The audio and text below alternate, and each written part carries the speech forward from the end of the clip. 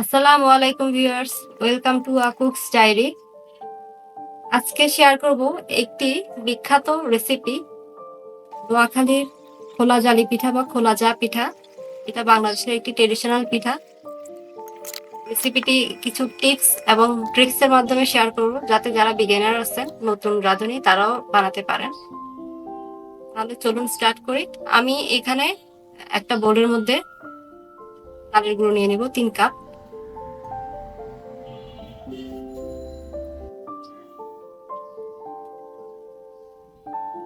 আমার এই চালের গুঁড়োগুলো মানে একদম ড্রাই, ঝুরঝুরা শুকনো যাকে বলে, এগুলো 3-4 রোদে শুকানো চালের গুঁড়ো। আপনারা চাইলে ভিজা চালের গুঁড়ো নিতে পারেন। সেক্ষেত্রে আপনাদের পানির যে গরম পানি যেটা, সেটা ব্যালেন্স করে দিতে হবে। আমি এখানে দিয়ে দিয়েছি এখন লবণ স্বাদ মতো, আর সরিষার তেল দিয়ে দিব 2 টিস্পুন। আপনারা চাইলে এটা স্কিপ করতে পারেন, বা সরিষার তেলের পরিবর্তে সয়াবিন তেলও দিতে পারেন।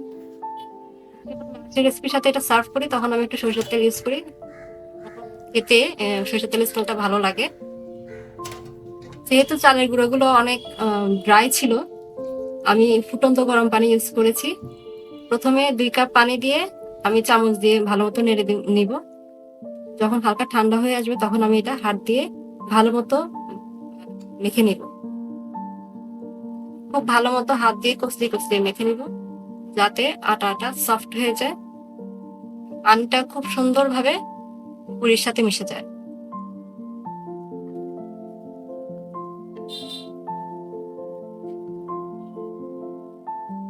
এই যে আমি এখন হাত দিয়ে প্রায় 5 থেকে 6 মিনিট খুব ভালো মতো কষলিয়ে কষলিয়ে মেখে নিব।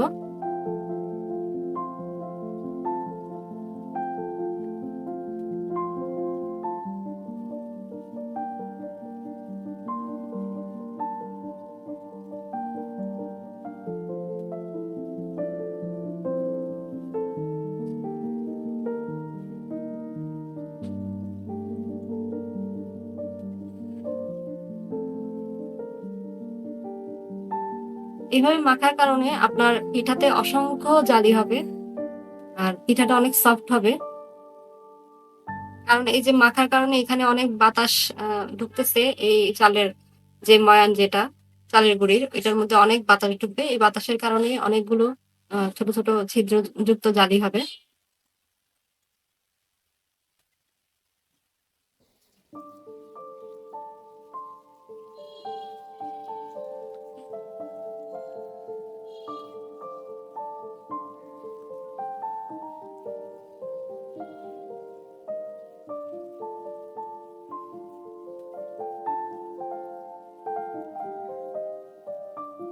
যখন ডোটা একদম আঠালো হয়ে যাবে, সফট হয়ে যাবে, ওই পর্যায়ে আরেক কাপ গরম পানি এই ডোটার সাথে অ্যাড করতে হবে। এই যে এই পর্যায়ে দেখুন, এখন আমি আরেক কাপ গরম পানি ইউজ করব, করে আমি চেক করব যে কনসিস্টেন্সিটা ঠিক আছে কিনা। এখন একটু ঘনই থাকবে।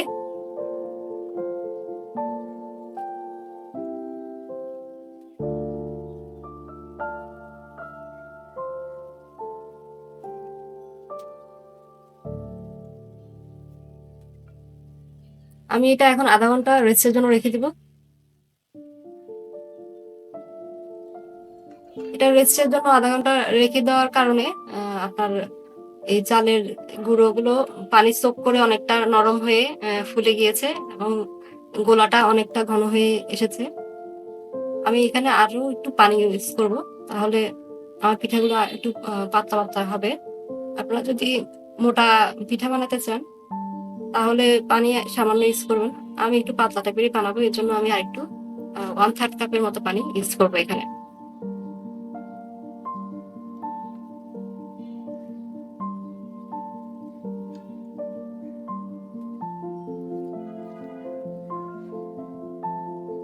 আপনাদের বোঝার সুবিধার্থে আমি অতটা স্কিপ করিনি ভিডিওতে, যাতে আপনারা স্টেপ গুলো বুঝতে পারেন।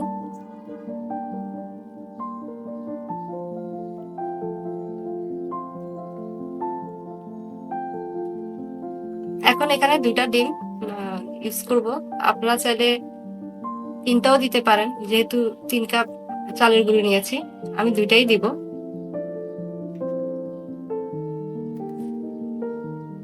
এটা হাঁসের ডিম দিয়ে আরো ভালো হয়। যাদের অ্যালার্জির সমস্যা নেই তারা হাঁসের ডিম ইউজ করতে পারেন।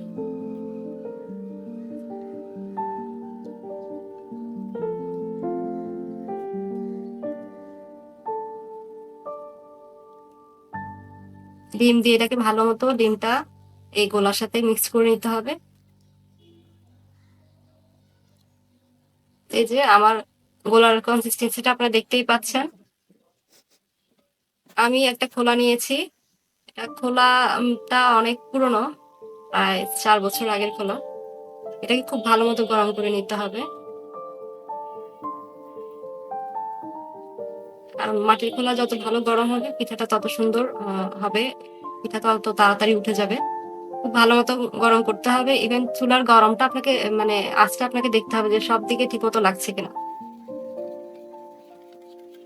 চুলার আঁচ ব্যালেন্স করে দিতে হবে। প্রথমে অনেক হাই ফ্লেমে এটাকে গরম করে নিতে হবে। পরে ফ্লেম মিডিয়ামে রেখে আপনাকে বাকি পিঠাগুলো বানিয়ে নিতে হবে। এবং প্রতিটি গোলা দেওয়ার আগে আপনাকে চেক করে নিতে হবে যে আপনার কড়াইটা গরম আছে কিনা, খোলা গরম আছে কিনা। এই যে দেওয়ার সাথে সাথে অসংখ্য জালি হয়ে যায়।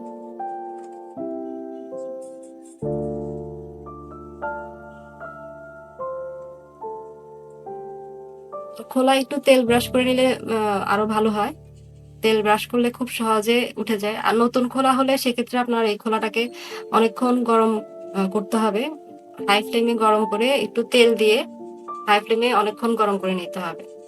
পরে ওই খোলাটা ইউজ করতে হবে। আমার এটা অনেক আগের খোলা। এর জন্য আমার আর তেল দিয়ে অনেকক্ষণ গরম করা লাগে না। এভাবেই ইউজ করা যাচ্ছে। আমি হালকা হালকা তেল ব্রাশ করে নিয়েছি। একটা টিস্যু পেপারে তেল নিয়ে আমি তেলটা এই খোলার মধ্যে ব্রাশ করে দিচ্ছি।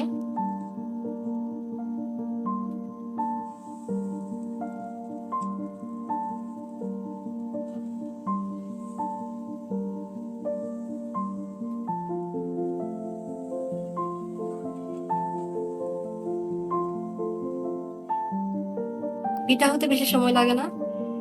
৩০-৩৫ সেকেন্ডের মধ্যেই পিঠা হয়ে যায়। একটু মচমচা করতে চাইলে আপনারা আরো একটু সময় রাখে তারপরে খোলা থেকে উঠাতে পারেন।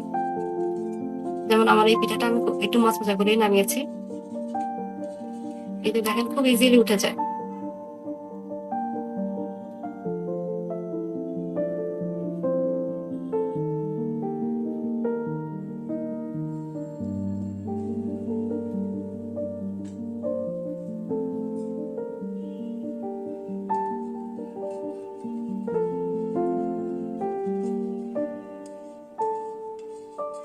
এই যে আমি একটু আলতো আলতো করে টাচ করছি তাইতেই আমার পিঠা খোলা থেকে উঠে যাচ্ছে। খুব ইজিলি উঠে যায়। আর পিঠা এত বেশি ফ্লাফি একটু ধরলেই ভেঙে যাচ্ছে। এত এত বেশি ফ্লাফি হয়েছে। আর যদি আপনারা যদি একটু গোলাটা যদি একটু বেশি ঘন করে রাখেন সেক্ষেত্রে এত সহজেই হবে না। আমি তো একটু পাতলা করেই করেছি। আমার পিঠাগুলো পাতলা পাতলা হয়েছে।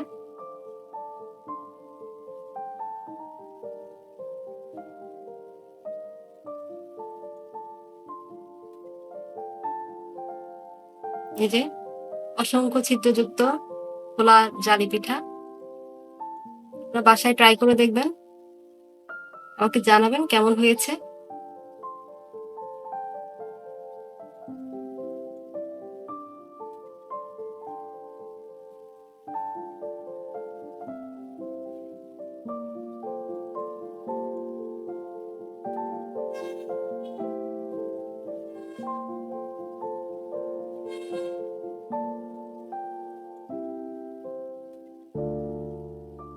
আমি পরিবেশন করে দিয়েছি পিঠাটা।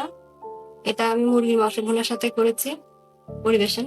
আপনারা চাইলে অন্য কোনো আহ মাংস দিয়েও করতে পারেন। আর এই মুরগির মাংসের রেসিপিটি আমার চ্যানেলে আছে। আপনারা দেখতে চাইলে দেখতে পারেন। এই যে মুরগির মাংসের সাথে পরিবেশন করেছি।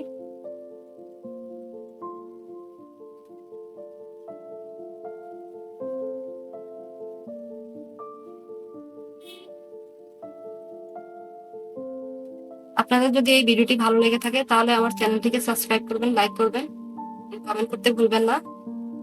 Thank you for watching my video. See you next time. আসসালামু আলাইকুম।